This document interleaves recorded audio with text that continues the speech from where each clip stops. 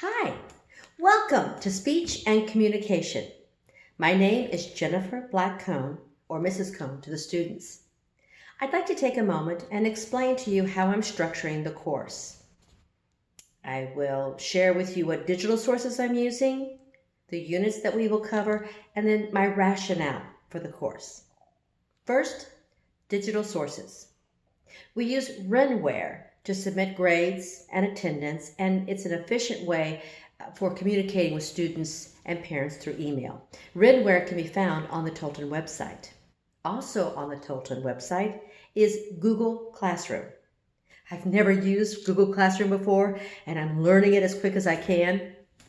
Fortunately, students in the course have used it before, and they're helping me. They're patient and they're gracious, helping me learn how to use it most efficiently. On Google Classroom, I will put the documents that would normally be a handout to a student. Also, I submit the assignments, and that is where the students will submit their work. Also on Google Classroom is a link called Google Meet. For those students that are unable to attend class in person, they can go to this link and be streamed into the classroom. How wonderful for a student to still be a part of the class, even when they can't be there in person. And I commend the Tolton administration and staff for making sure that every room at Tolton has a Chromebook and a webcam and speakers for those students to be able to stream into the class. I will also be using Zoom if necessary. I will use Zoom when we need to break into groups because the Google Meet link doesn't have that capacity. So when students need to work in a group and one of their members is having to come into the class virtually, they'll be able to use the Zoom for that. So those are the digital sources I'll be using. So what units will we be covering? I have 5 units during this semester.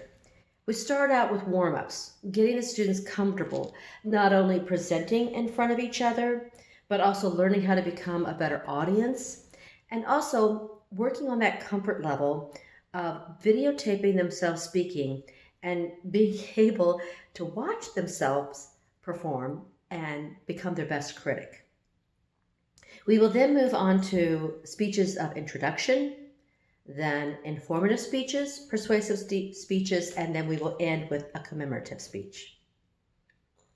We will have plenty of time to practice in class, and all of their presentations have to be videotaped and submitted for 2 reasons. Primarily because their presentations have to be without a mask, and so we have to have that social distance. Also, I want them to have an archive of the first speech they do to the last speech they do so they can see their improvement. So we've done digital sources, we've done the organization of the course. So finally, what's my rationale?